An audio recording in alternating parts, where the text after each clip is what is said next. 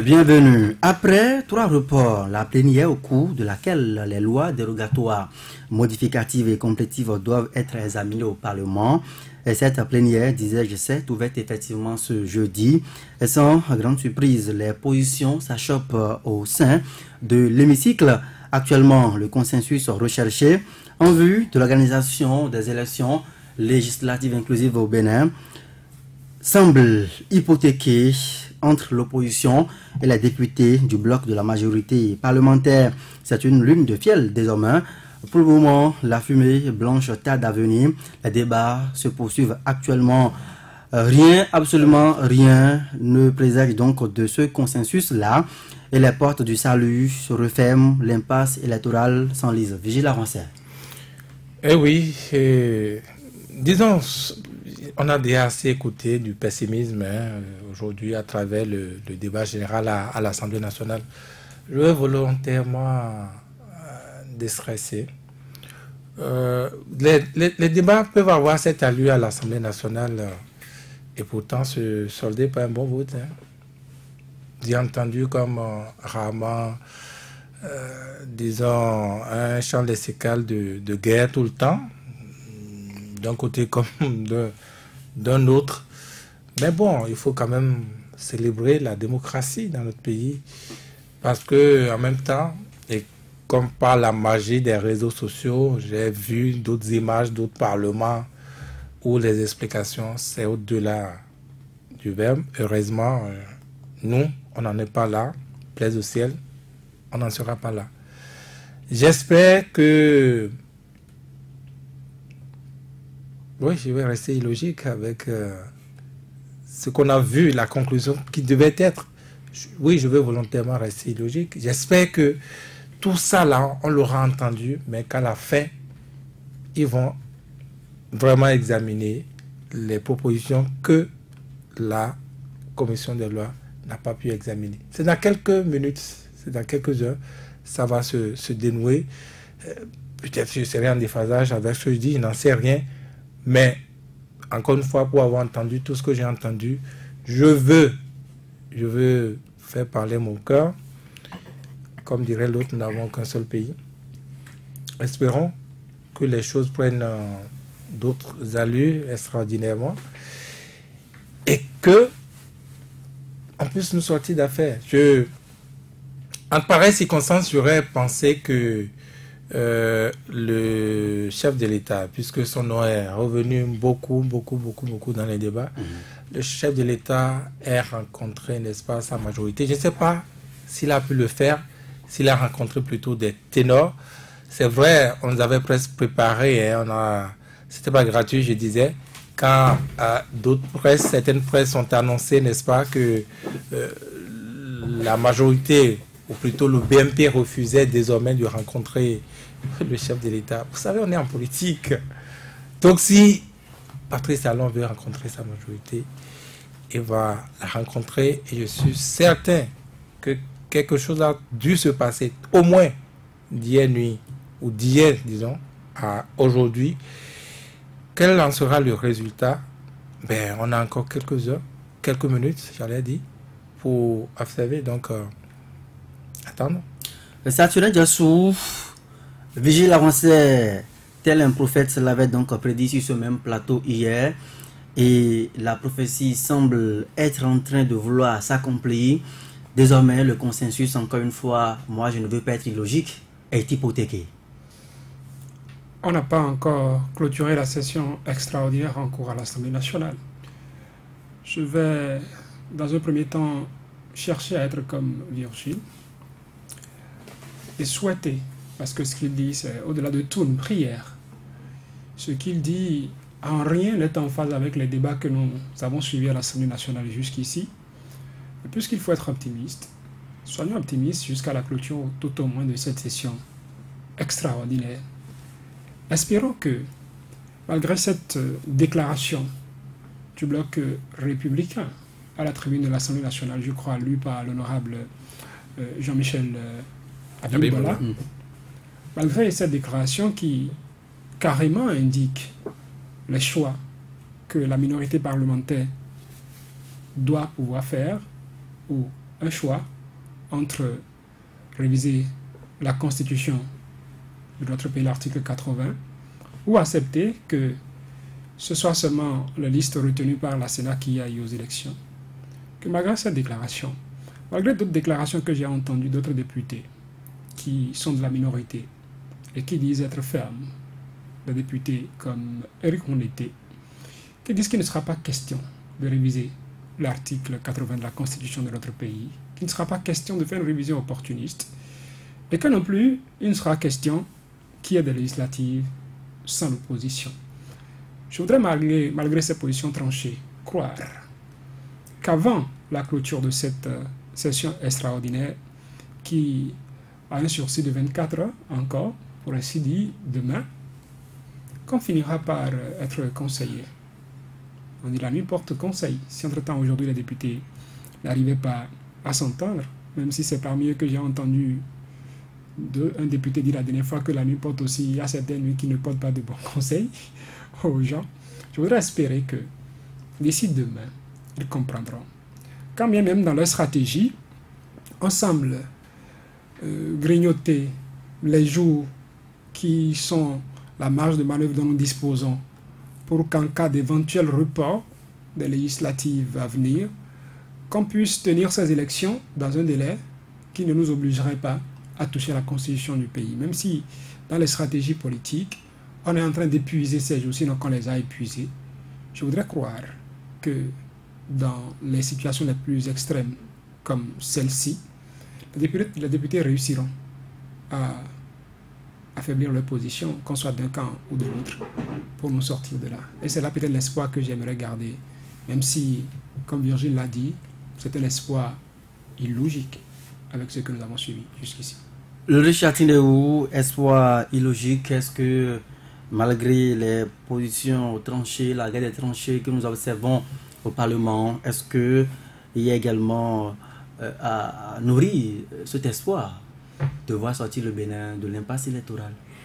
On a toujours parlé du génie béninois. Je ne sais pas si à cette occasion, une fois encore, ils trouveront la solution. Ils pourront donc surmonter leurs égos. Ils pourront donc créer cette surprise-là. Je disais tout à l'heure qu'il ne sait pas, bon, contrairement, ou du moins à contre-pied de tout ce qu'on a entendu jusque-là, que les députés peuvent, lors du vote, surprendre, tout en acceptant peut-être qu'on aille aux élections avec les formations de l'opposition. Donc, tout est encore possible. Je dis d'accord, tout est encore possible, puisque vous parlez d'espoir. Mais déjà, lorsqu'on entend, lorsqu'on écoute les uns, lorsqu'on écoute les autres, on a toujours, on a cette impression que on joue sur ce qu'on ne dit pas, ou on joue sur des inconnus, on joue avec des non-dits. On joue avec des non-dits. Il y a des... J'ai suivi des députés qui ont dit, mais qu'est-ce que ça coûte de se faire confiance? Qu'est-ce que ça coûte? Des députés de la majorité, bien entendu. Qu'est-ce que ça coûte que nous allions, puisqu'on a parlé donc de 45 jours pour pouvoir peut-être, pour pouvoir bien organiser les élections. On a dit il faut simplement prolonger le mandat de 45 jours. Donc, a priori, cela ne devrait pas être difficile. Lorsque vous êtes dans une démarche consensuelle, lorsque vous cherchez un consensus, a priori, on peut accepter certaines choses. Vous lâchez du prise, c'est-à-dire vous acceptez certaines choses, l'autre aussi cède un peu de son territoire, et puis bon, voilà, vous trouvez le juste milieu pour le consensus. Mais aujourd'hui, que ce n'est pas le cas. Et je dis, mais c'est normal. C'est normal que nous en soyons arrivés là, ou que la situation soit telle qu'elle, parce que par le passé, on a vu les mêmes. Et des députés l'ont rappelé encore aujourd'hui, un peu comme pour la charte des partis politiques, que c'est seulement l'honorable Guy de Soumitopé qui a voté contre, et que tous les autres, il avait voté abstention. Donc voilà. Mais que tous les autres avaient à l'époque voté. Mais je dis, c'est d'accord. Mais à l'époque, ils avaient confiance parce qu'ils savaient que la seule chose qui changeait, ou la seule modification, c'était par rapport aux 15 membres fondateurs ou membres par commune. Et ça, tout le monde pouvait le faire. Lorsque vous aspirez, d'accord, à de grands regroupements, à des formations politiques de taille, Mais c'est clair, 15 par département, cela ne posait pas problème. On savait qu'on pouvait, que c'était pas commune, on savait qu'on pouvait répondre à cette exigence.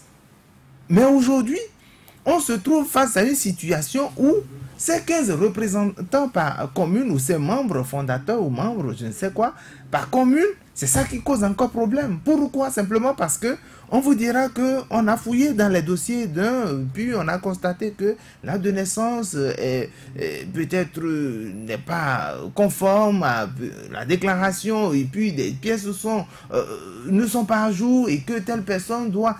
Mais il y a de problèmes par rapport à ça. Si au départ, ils savaient que la situation allait nous conduire là, ils pouvaient ne pas voter. Bon, c'est vrai, la loi allait passer. Comme le code électoral, la loi allait passer. Mais tout au moins, ils allaient dire, nous ne cautionnons pas ce que vous êtes en train de faire.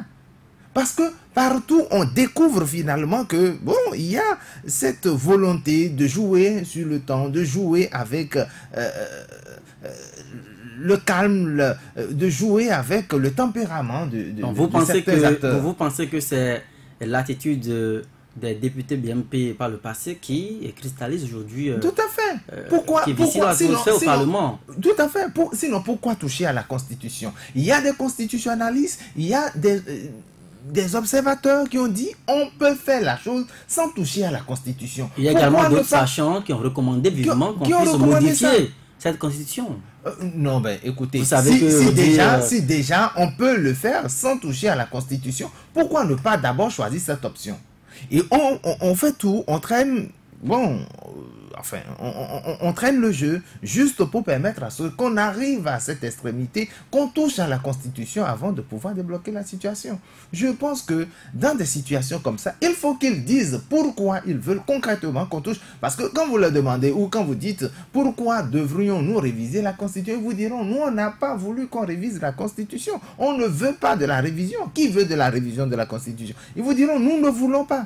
Mais c'est ce que la commission paritaire a proposé. Il y avait 2 de l'opposition, 2 de la mouvance. Donc, écoutez, c'est ce que la commission paritaire a décidé. Et si c'est la commission paritaire qui a décidé, il faut que nous acceptions. Est-ce que, à la vérité des faits, ce n'est pas aujourd'hui la situation qui oblige à une révision de la Constitution? Non, aucune situation n'oblige aujourd'hui qu'on touche à la loi fondamentale. Et nous l'avions déjà rappelé à maintes reprises sur ce plateau. Nous l'avions dit, on a même dit la dernière élection a été décalée, la date de la convocation. Et c'est à la date du scrutin. C'est la date du scrutin. On touche à la date du scrutin. Et non, on touche en réalité à la date où du moins... Donc, de fait, les députés qui seront de la 7e législature vont devoir passer encore plus de temps au Parlement. Au début de cette session, vous l'avez entendu, le président Adrien Ngouedi. Il dit, moi, l'objectif que je vise, il y a le temps qui joue contre moi. Mon objectif, c'est qu'au plus tard, le 12 mai, qu'on organise les élections. Il a été clair. Donc, c'est avant le 15. C'est avant le 15 mai, la date butoir pour ces députés-là. Donc, on aura, la Sénat aura le temps de mettre de l'ordre dans tout ce qu'il aura ou il fera. Ils vont travailler également. S'il faut trouver d'autres moyens pour accélérer le travail de ce niveau, ils vont le faire. Pourvu que, dans un temps record, nous ayons les résultats. C'est l'objectif. C'est l'objectif pour qu'il y ait la paix. Je pense que, et ça n'honore même pas la mouvance présidentielle, qu'il y ait un seul parti politique à l'Assemblée nationale. Ou, enfin, bon, ils diront non, il n'y a pas un seul parti, il y a 2 partis là. Puisqu'il y a compétition, il y a 2 partis. Bon, je dis d'accord, il y a 2 partis. Mais nous savons tous que ces 2 partis soutiennent les actions du chef de l'État. Pour ne pas dire que c'est le chef de l'État qui est à l'origine de ces 2 partis politiques. Donc je pense pour ma part, je pense de ma position qu'il faut que les députés BMP, bon je sais qu'à un moment donné, puisque vous parliez tout à l'heure d'espoir, on va trouver la solution, peut-être pas à l'Assemblée, mais la solution viendra d'ailleurs, je ne sais pas. Ou déjà, en un mot? Non, parce que le chef de l'État est encore là. Le chef de l'État, celui qui a voulu qu'on aille à l'Assemblée, peut-être qu'il va encore organiser une rencontre avec la classe politique pour leur poser la question. Puisque vous aviez écouté il y a un instant Vigile qui vous rappelait que selon certaines indiscrétions, le chef de l'État n'aurait pas pu rencontrer même sa majorité. Non, c'est pas ce que j'ai dit exactement, Joël, je suis désolé. Vous aviez dit quoi exactement alors? En situation normale, le chef de l'État devrait pouvoir rencontrer sa majorité tout au moins à la veille d'une si grande échéance, d'une échéance d'enjeu comme la séance. Vous n'avez pas observé cette rencontre? Je n'ai pas observé, mais il n'est pas impossible qu'il l'ait fait. Il n'est pas impossible qu'il ait rencontré tout au moins les barons, n'est-ce pas, du BMP. Dans tous les cas, vous ne pouvez pas me dire que tout est tranquille, qu'il n'y a pas ce genre de rencontre, qu'il n'y a pas ce genre de communication. Non. Alors, Vigile Avancé, je reste avec vous. Vous avez suivi des députés il y a un instant au palais des gouverneurs à Porto-Novo dire que en l'état actuel de la question, ils iront aux élections et que rien ne se passera. Et que d'ailleurs, c'est la fermeté dans l'application même de la loi qui s'impose et qui élimine de fait des partis de l'opposition. Donc, autrement dit, c'est une faveur même qu'on tend à faire aux partis de l'opposition. Ah non, mais je l'ai toujours dit. Donc, enfin, quand vous prenez le contexte, quand vous prenez les choses, c'est un rattrapage. C'est un rattrapage que le chef de l'État a lancé depuis le 6 mars. Donc, dans l'application ferme de la loi, même si on n'a pas compris ici, parce que la Sénat parlait de faute mineure, mais je crois que c'est déjà au ministère de l'Intérieur qu'il faut remonter. J'ai toujours dit, cette sortie du ministre de l'Intérieur qui disait que s'il fallait appliquer rigoureusement, n'est-ce pas, la loi, aucun parti ne devait pouvoir s'en sortir. Puis, comme si on lui avait remonté la bretelle, vous avez changé, vous avez vu comment les choses ont rapidement changé, et comme par miracle, ce sont les deux partis ayant la même racine, ayant le même carrefour, se rencontrant au carrefour Patrice Talon, ce sont ces deux partis uniquement, plus quelques autres satellites qui ont pu obtenir, n'est-ce pas, le quitus fiscal. Donc, pour moi, il n'avait plus d'illusion à se faire. Et donc, aujourd'hui, on en est là. S'il faut rester toujours dans la même rigueur, je vous ai toujours parlé de bon bout que tient la Cour constitutionnelle. Bon, on va laisser les choses se jouer ainsi. Et ça, ce n'est pas d'aujourd'hui. Si vous aviez bien observé les choses, ça, c'était prévu de longue date. Et depuis, ça n'a pas varié, vous le constatez, malheureusement. Quant au reste, la solution, sérieusement, quand on parle de la révision de la Constitution, c'est un débat qu'on a introduit pour faire diversion. Vous pensez? C'est mon opinion. C'est un débat qu'on a introduit pour faire diversion. Observons simplement les choses. D'accord, on veut réviser la Constitution pour avoir 45 jours aujourd'hui pour avancer.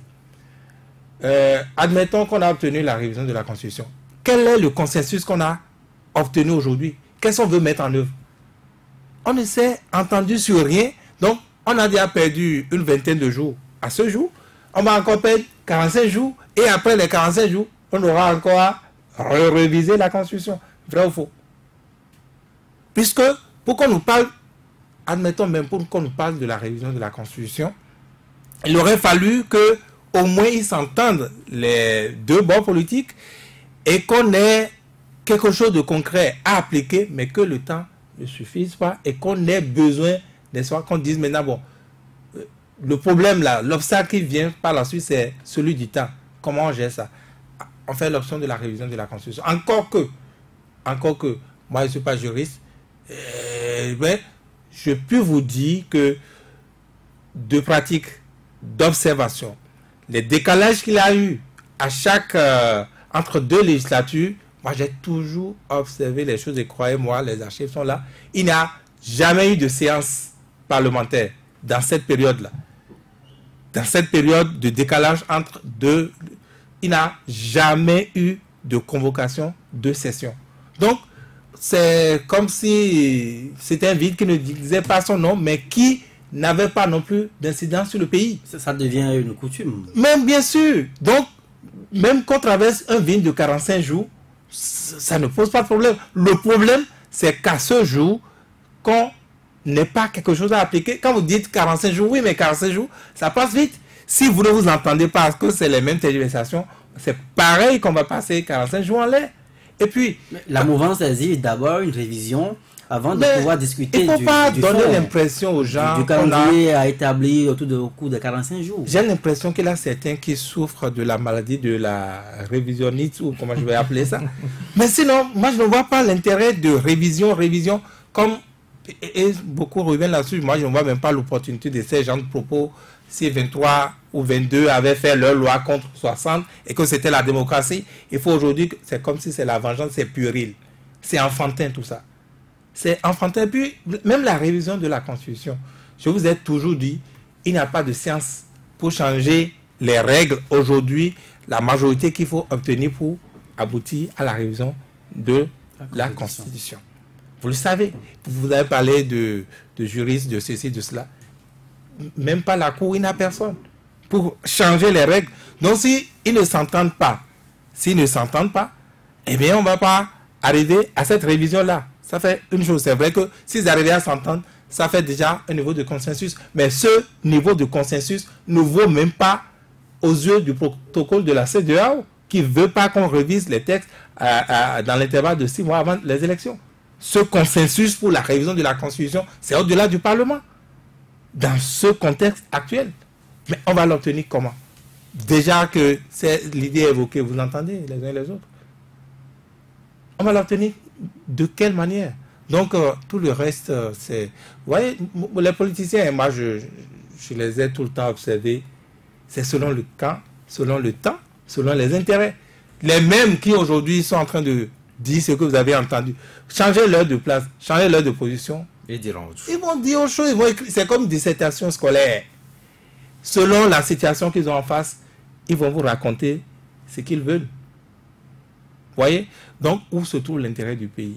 Est-ce que ces gens font vraiment cas des Béninois qui ne veulent que la paix, n'est-ce pas? Ils ne demandent même pas, ce n'est pas leur problème, les intérêts des politiques, c'est qu'ils gagnent tout le reste. Il y en a qui veulent travailler honnêtement pour gagner leur pain dans un pays. C'est pas leur souci. Alors, Saturnin Diassou a écouté les députés. Avez-vous l'impression que, effectivement, la primauté de la paix sociale prend le dessus finalement sur les débats? Puisque vous avez écouté des députés, notamment Guy de Soumitoko également, qui, comme l'a rappelé Candidat Zanaï, évoquait donc l'article 66 de la Constitution. Ils vont quand même faire feu de tout bois pour que les élections puissent se tenir, mais de façon inclusive. Et il y a d'autres qui disent que rien ne se passera dans le pays, que les élections auront lieu avec les 2 chevaux validés actuellement. Est-ce que vous avez l'impression que la paix, et encore une fois la paix, est au cœur des débats au Parlement? Votre question porte en elle-même la réponse. Il y a 2 réponses en présence. La première réponse, c'est celle de ceux qui pensent qu'il n'y a rien et qu'il n'y aura rien. La deuxième réponse, c'est celle de ceux qui pensent qu'il y a quelque chose maintenant et qu'on ne saurait accepter que la situation actuelle demeure jusqu'au 28 avril et que le 28 avril, qu'on aille aux urnes pour des élections, si c'était pour valider 2 listes, les listes qui sont retenues par la Sénat pour le moment. Donc, ce sont... Mais au-delà de ces 2 camps qui adoptent des réponses selon leur position, selon leurs convictions, pour ainsi dire, je ne vais pas parler de convictions. Les intérêts du moment. Les intérêts du moment, parce que quand ils se retirent du Parlement, ils ont la conviction, quel que soit le camp, les 2 communes, que en l'état, si nous allons aux élections, c'est que ça ne va pas. La preuve, c'est que personne n'a demandé au président de la République d'appeler les partis pour qu'ils se retrouvent au palais de la Marina pour remettre les choses en selle. C'est le président de la République lui-même qui a pris l'initiative d'inviter les partis politiques. Pourquoi l'a-t-il fait? C'est parce qu'il a la conviction que si on va aux législatives avec les 2 listes qui ont été validées par la Commission électorale nationale autonome, ce n'est pas bien. Ce n'est pas bien, ce n'est pas qu'il y aura forcément trouble, mais c'est que démocratiquement parlant, ce n'est pas bien. Que ce soit 2 listes qui appartiennent à une même famille, 2 frères jumeaux, nés des mêmes cuisses, qui se présentent à une élection, des élections législatives. C'est déjà cette conviction qui a amené le président de la République lui-même à appeler les partis politiques. Ceux qui ont répondu ont répondu. Et il lui a dit, je serai gêné en mon temps, si ça arrive, je serai gêné. Donc, allez-y vous entendre. Allez trouver un consensus et proposez-nous quelque chose. Et si les députés des listes, en tout cas, même si je ne parle pas de BMP, et que je parle des listes qui ont été retenues, même si le point commun, c'est ça, eux aussi ont cru devoir suivre le mot d'ordre du président de la République et ne pas réclamer jusqu'ici que la Commission électorale nationale autonome, qui a commencé par éviter certains points cruciaux de son agenda, à savoir positionnement sur le bulletin unique, présentation du spécimen du bulletin unique, n'ont pas cru devoir saisir une cour constitutionnelle, la cour constitutionnelle pour dire attention, nous avons constaté que sans aucune décision politique, la Commission électorale nationale autonome s'est permis de commencer par sauter des points inscrits à l'agenda, à son calendrier électoral. S'ils aussi n'ont pas cru devoir saisir la cour constitutionnelle, c'est parce qu'ils partagent cette conviction comme quoi, si nous allions aux élections en l'état, avec les deux listes, ce n'est pas bien. Mais ils ne veulent pas le reconnaître. Ils ne veulent pas assumer ce déshonneur qui serait celui du Bénin, si on allait dans ces conditions.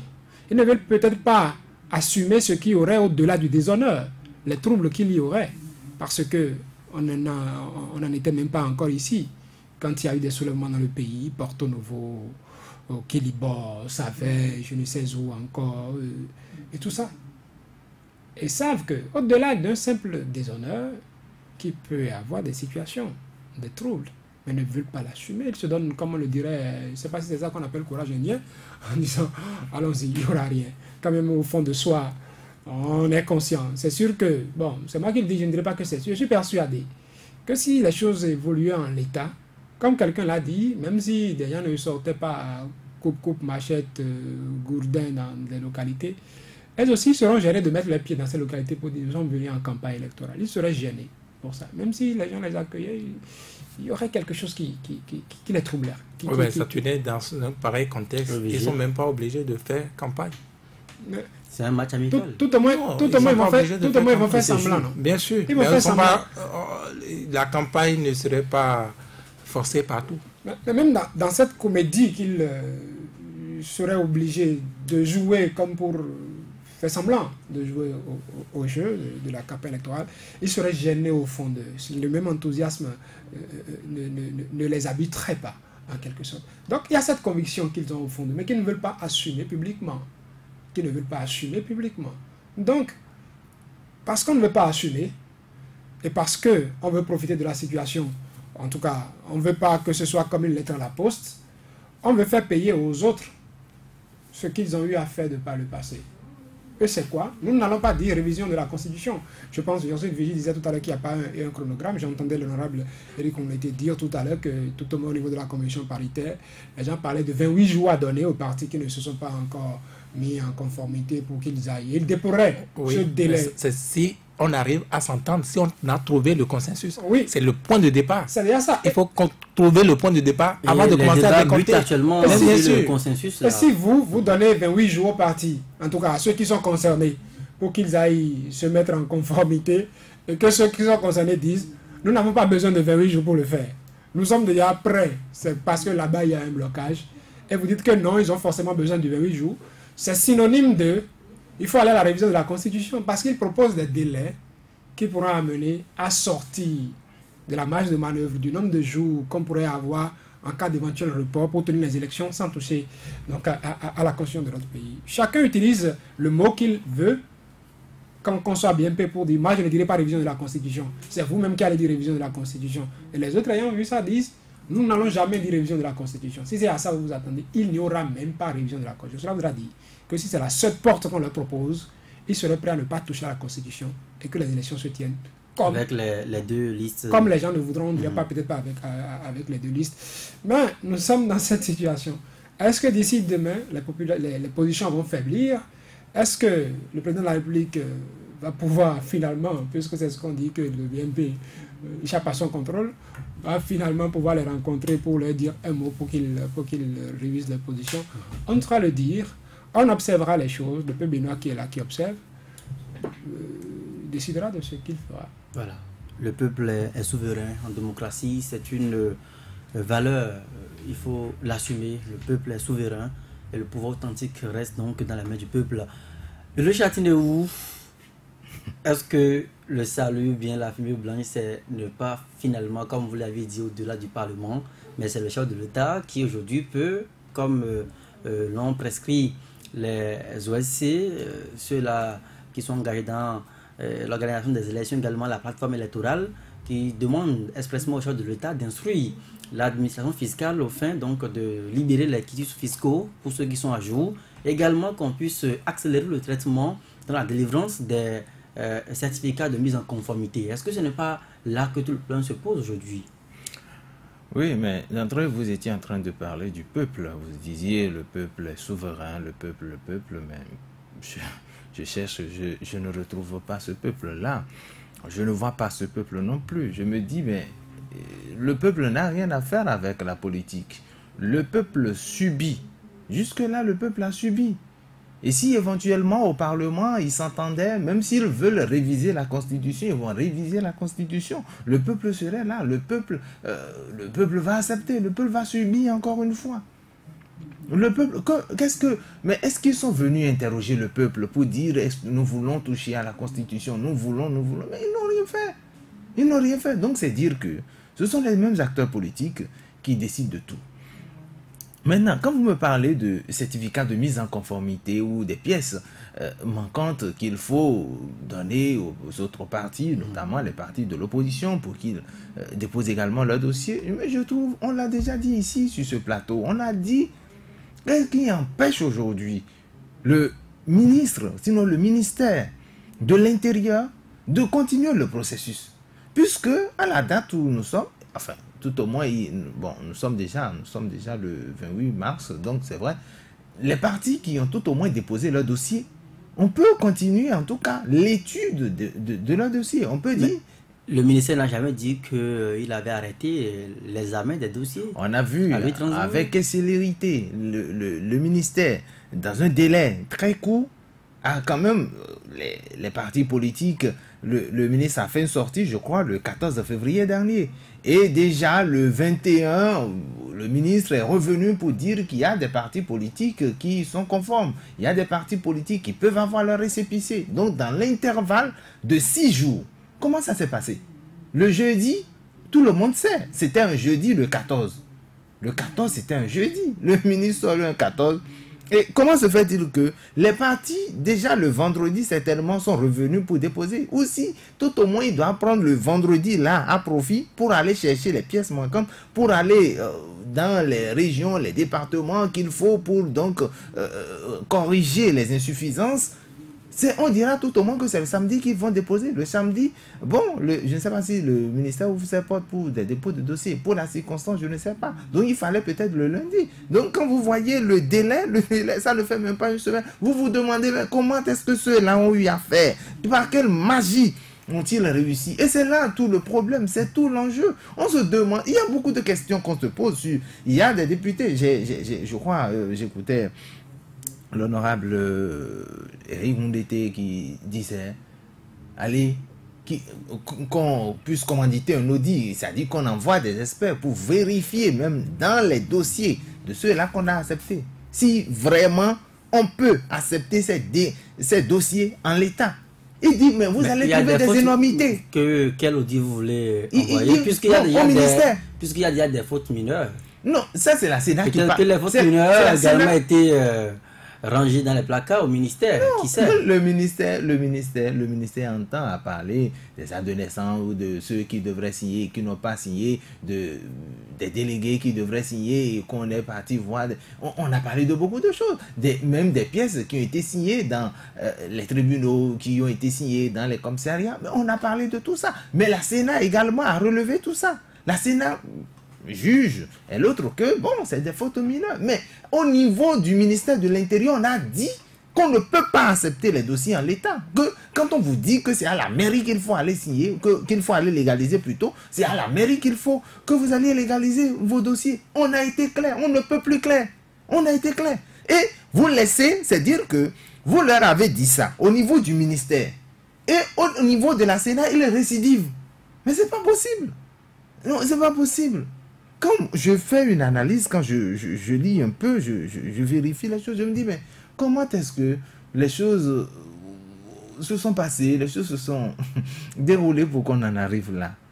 Non, sincèrement, parce que je me dis, en démocratie, nous sommes en démocratie. Le Bénin a, je crois, tout au moins 28 ans de démocratie, pour ne pas dire 29.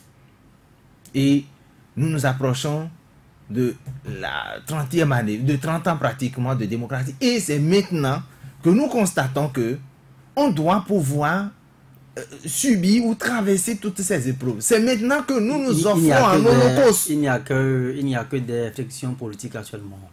Non, friction politique. Oui. C'est pourquoi je dis, il ne faut pas jouer avec les nerfs des Béninois. Il ne faut pas. Vous avez l'impression jouer. Non. Mais qu'est-ce qui se passe? Des gens sont peut-être dans des régions, ils sont fâchés. Ils se disent, mais comment est-ce que ça va se passer? Des gens vous écrivent, vous disent, bon, est-ce que les élections auront lieu le 28? Comme si vous aussi vous étiez à l'Assemblée, comme si vous êtes un acteur politique. Mais les gens sont intéressés. Comme vous êtes journaliste. Bon, d'accord, je suis journaliste, mais je ne suis pas journaliste parlementaire. Je ne suis pas acteur politique. Je ne sais pas si à la Sénat, la date serait où, du moins, ils vont pouvoir organiser les élections à bonne date. Puisque aujourd'hui, la Sénat aussi croise les bras, il attend les décisions ou il attend le consensus avant de continuer à dérouler le reste de son programme. Donc, c'est dit que tout a été bloqué. Est-ce que les élections et les députés de la mouvance, je les écoutais aujourd'hui, ils sont sûrs que les élections doivent se tenir le 28 avril. On ne déplace pas. C'est la loi, c'est la démocratie. Et nous irons en avant. C'est ce qu'ils pensent. Est-ce que la démocratie, ça doit être un veto systématique d'une majorité sur une minorité, surtout dans le cas d'espèces où nous recherchons le consensus pour sortir de l'impasse? Écoutez, moi je dis, les députés notamment du BNP, ils ne veulent pas grande chose. Non. Et d'ailleurs, ils ne veulent rien. Tout ce qu'ils veulent, c'est qu'on touche à la Constitution. Un point très. Mais il avançait.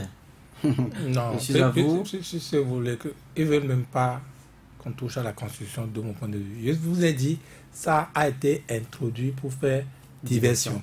Ils savent que la minorité n'accepterait jamais cette révision dans un pareil contexte de cette manière-là. Et donc, il faut introduire ça pour qu'on perde le temps. Rien que sur ça. On n'est même pas encore à la matière principale, la recherche de consensus sur les éléments qui nous ont amenés dans les difficultés. Donc, c'est pour perdre le temps. Pour moi, vous savez, moi, je plains quand même la classe politique. Hein. Tout ce dont on parle là, nous l'avons vu. Et nous l'avons dit ici, sur ce même plateau. Moi, j'avais dit, mais à l'introduction même de cette pièce par la Cour constitutionnelle, regardez combien de temps les acteurs politiques et ceux de l'opposition notamment, combien ils ont mis le temps à se prononcer là-dessus. Nous les avons presque... Vous l'avez entendu ici. Quand est-ce qu'ils ont commencé par se prononcer là-dessus? Et puis, une pièce comme ça, vous tenez la loi. Comment vous peinez à vous mettre en règle par rapport à une pièce, même si elle est introduite par la Cour constitutionnelle, une pièce illégale, anormale? C'était déjà là qu'il fallait poser le débat, et avec les manières. Mais on est resté dans la même torpeur, tout le reste. Mais regardez, moi j'avais vu ce truc venir depuis, et je vous avais dit que c'est la révision de la Constitution qui se joue. L'enjeu de la révision de la Constitution dont on parle, ce n'est même pas celle de l'article 80. Celle de l'article 80, je vous ai dit, sa nature, c'est pour faire diversion. La vraie révision de la Constitution, c'est quand on a pu franchir cette tempête, qu'on a pu avoir 83 députés progressistes et républicains, qu'on pourra enfin aller à la table de la révision de la Constitution et réviser. En fait, on est, disons les choses clairement, on est dans le déni de la démocratie. On est dans le déni de la démocratie. On a arrêté, parce que la démocratie, c'est également l'éducation. L'éducation du peuple, l'éducation des citoyens. Vous avez eu le temps, n'est-ce pas, de gérer. Vous avez le temps de mettre en œuvre des réformes. Vous avez fait tout cela pour les populations, ceux-là qui vous ont mandaté. Comme on leur apprend, je veux parler des citoyens ou des populations, comme on leur apprend qu'en démocratie, il y a des échéances pour apprécier ceux-là qu'on a envoyés en mission, ceux-là qu'on a mandatés. Cette échéance arrive et vous trouvez des contorsions, n'est-ce pas, pour qu'on n'y arrive pas. Sinon, de quoi on parle? On est, n'est-ce pas, à la 8e élection législative. Pourquoi on n'avait jamais ça? On se comporte aujourd'hui comme si on est à l'apprentissage. Donc, on a monté les pièces les unes après les autres pour qu'on en arrive à cette situation. Et nous sommes là comme de bons élèves, nous dissertons autour des pièges. L'objectif est là. L'objectif est là, je vous dis. C'est arriver à traverser cette tempête. Et après, l'objectif immédiat va être la révision de la Constitution. Vous évoquez un délit de démocratie même. Que doit faire le peuple dans cette circonstance? Non, moi je ne sais pas ce que le peuple doit faire parce que moi seul, je ne suis pas le peuple. Vous êtes parmi le peuple? Je suis parmi le peuple, mais je ne suis pas le peuple. Même. Vous le savez, Joël, je ne suis pas le peuple. Le peuple, comme on dit Patrice Talon, je vais lui emprunter ça, le peuple avisera. Le peuple avisera, mais le peuple est-il assez éduqué aujourd'hui pour connaître, pour savoir... Pour prendre ses responsabilités. Pour savoir ce qui se joue, connaître les enjeux. Mais on est en train quand même de parler d'une situation critique et grave. On tente, avec ce qui se passe là, de priver ce peuple du droit. Mais vous avez géré, vous avez voté des lois. Moi, je ne veux même pas me prononcer sur la qualité des lois. Mettons même que ce sont de très bonnes lois. Mais laissez les populations, laissez le peuple, laissez les citoyens pour qui vous avez agi, vous appréciez. Et ça, en démocratie, c'est à travers le vote. C'est dans les urnes qu'on vous renouvelle la confiance ou non, que le peuple vous est reconnaissant ou non. Mais avec toutes ces contentions, on ne se dit pas qu'il a une partie, n'est-ce pas, de ce peuple-là qu'on est en train de priver de l'expression du suffrage. Moi, je ne comprends pas. C'est tellement basique. Vous voyez, je ne veux même pas rentrer dans les considérations de l'image que nous projetons à l'extérieur, l'image que nous projetons. Ça, je crois que c'est perdu il y a longtemps. On se gargarisait de le dire, les bons élèves en matière de démocratie, mais tout, on n'a plus l'âge de ces genres de choses. Ça finit ça? Si c'est un homme normal, un homme bien constitué, on n'a plus l'âge de ces genres de bêtises. Si vous le faites, il y a un problème. Il y a un problème, on vous oriente soit chez le ski ou, je ne sais pas, c'est selon la nature. Je trouve que c'est anormal et quelqu'un de bien constitué ne devait pas, n'est-ce pas, admettre ce qui se passe aujourd'hui dans le pays. Malheureusement, ce sont les acteurs politiques, n'est-ce pas, qui nous ont mis là-dedans. C'est eux qui peuvent nous sortir d'affaires. Est-ce qu'on peut y arriver? Je ne peux pas dire oui. Parce que, oui, je dis Patrice Talon, Saturnin Yossou parlait tantôt, n'est-ce pas, de patriotisme, de la démocratie. Est-ce que ici, les députés dont on parle, les députés BMP, avec, n'est-ce pas, le niveau où on a déjà les listes de candidatures, est-ce que c'est leur préoccupation? Est-ce que leur préoccupation, c'est ça? Non, c'est l'instinct de survie. L'instinct de comment je vais me faire réélire. Et c'est extraordinaire que malgré tout ce qu'on a entendu, malgré les chants d'impopularité, n'est-ce pas, du BMP, qu'ils aient aujourd'hui cette situation-là, à savoir tenir l'espoir de se faire réélire facilement, qu'ils lâchent.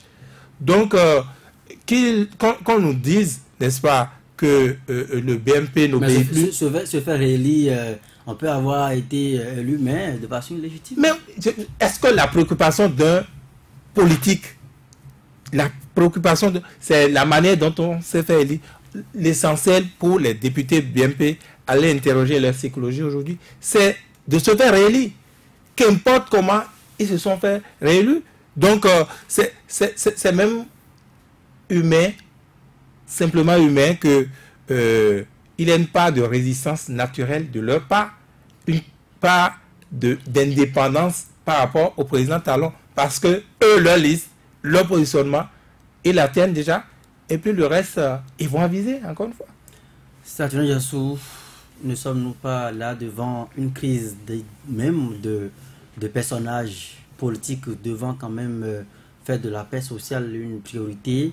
Est-ce que c'est quand même décent de vouloir à coûte que coûte siéger au Parlement sans sortir de l'entraille même du suffrage universel des populations? Ils veulent sortir du suffrage universel des populations. Ils n'ont jamais dit qu'il ne faut pas qu'on aille aux urnes. le 28 avril, si c'était la date, si la date était maintenue finalement, ils n'ont jamais dit ça. En tout cas, officiellement, ils n'ont jamais dit ça. Mais pour eux, on peut comprendre la stratégie dans le contexte actuel, aller à ces élections avec des listes concurrentes, même si j'entendais un député dire tout à l'heure que même s'il y a plus de 10 listes dans sa circonscription électorale, ils n'avaient nullement peur. Ils savent qu'ils peuvent laisser des plumes, je ne dirais pas ils vont, je ne serai pas certain parce que je ne suis pas seul, tous ceux qui se rendront aux urnes, les Béninois décideront de qui partira. Ils savent que les chances sont amoindries, sont moindres, s'il faut aller aux élections avec tous ceux-là qui s'annoncent de l'opposition, surtout dans le contexte actuel. N'oubliez pas aussi que c'est vrai qu'on a vite fait de tourner le problème à l'Assemblée nationale comme si tout le problème venait de l'Assemblée nationale. N'oublions pas que, en tout cas, les listes qui n'ont pas pu franchir le seuil, en tout cas entrer à la Sénat déposé, soit être déclarées conformes, validées par la Sénat, n'ont pas refusé de payer 249 millions, hein, malgré toute la contestation qu'il y a eu à l'époque. La loi a été votée. C'est vrai que maintenant tout ça, là, ça revient. Mais ces listes n'ont pas refusé d'aller payer les 249 millions, même si elles étaient de l'opposition. L'USL, par exemple, a payé les 249 millions, malgré la non-obtention du certificat de conformité. C'est sûr que FCBE, s'il n'y avait pas eu d'autres blocages, n'a pas dit que... Il n'y a pas les sous. Il n'y a pas les sous. Restaurant l'espoir non plus. Là, au moins, même si on a entendu candidat Azana dire que payer 249 millions pour aller aux élections comme caution, c'est fait du casino. Ça n'existe nulle part au monde. Casino électoral. Donc, ils n'ont jamais dit qu'ils ne vont pas payer les 249 millions à l'étape là. Le problème a commencé dans là où il n'y a pas eu certificat de conformité délivré, où il n'y a pas eu de quitus fiscal délivré, alors que les gens ont dit, nous avons tout fait pour avoir ça, mais on nous a empêché de l'avoir. Donc, on n'a pas renvoyé le problème à l'Assemblée nationale parce qu'il y a eu autre chose. Hein. C'est ça. Si les certificats de conformité avaient été délivrés, s'il n'y a pas eu blocage des quitus fiscaux au niveau de la Direction générale des impôts, comme les gens le disent, on ne serait pas ici à faire le débat. Hein. Donc, autrement dit, on se trompe de lieu où le problème... J'ai l'impression qu'on a balancé la patate à l'Assemblée nationale. On a oublié où on a achoppé. C'est là où on a achoppé. Les lois ont été votées. Plutôt que d'aller au palais de gouverneur s'asseoir du matin au soir et crier, il faut plutôt aller au ministère de l'Intérieur ou bien au niveau de la direction des impôts. Moi je pense que là ça a commencé. Si les partis avaient eu le certificat de conformité, il n'y a pas eu de quitus fiscal bloqué, on ne serait pas là. Hein. Les gens auraient déposé, même si certains en ont eu, malgré, même si tous ceux qu'ils ont souhaité n'ont pas eu leurs quitus fiscaux, ils auraient fait composer avec ceux qui ont eu les quitus fiscaux s'ils avaient eu les certificats de conformité. Et c'est parce qu'ils n'ont pas surtout eu le certificat de conformité que ça a commencé. Ce n'est pas dans le code électoral qu'on a exigé le certificat de conformité. C'est la Cour constitutionnelle qui a balancé ça. Donc n'oublions pas où on a achoppé. Ne regardons pas que l'Assemblée nationale.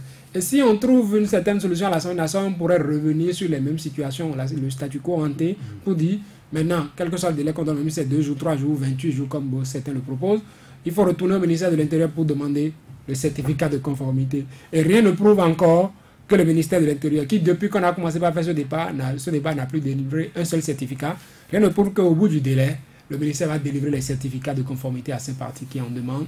Et rien ne prouve encore qu'au niveau de la Direction générale des impôts, on ne sortira pas de l'eau de quitus fiscaux à 23h30 et au-delà du dernier jour de clôture des dossiers pour dire ok, venez chercher ce qui amènerait des candidats à ne pas pouvoir entrer en possession et à les déposer à temps. Donc, n'oublions pas ça. Les acteurs politiques, nous sommes dans leurs mains, ils font ce qu'ils veulent. Au moins opportun, on verra ce qu'ils sortiront. Voilà, nous allons mettre un thème ici et maintenant à cette émission. C'est une situation confuse qui accourt actuellement au Bénin avec cette affaire de processus électoral vicié, débridé complètement.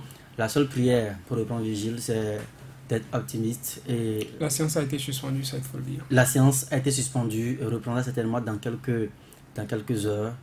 L'aide au ciel, qu'aucun bain de sang ne nous éclabousse et nous emporte dans ses flots. Il est revenu. Parole de Monseigneur de Souza. Monseigneur de Souza. Alléluia.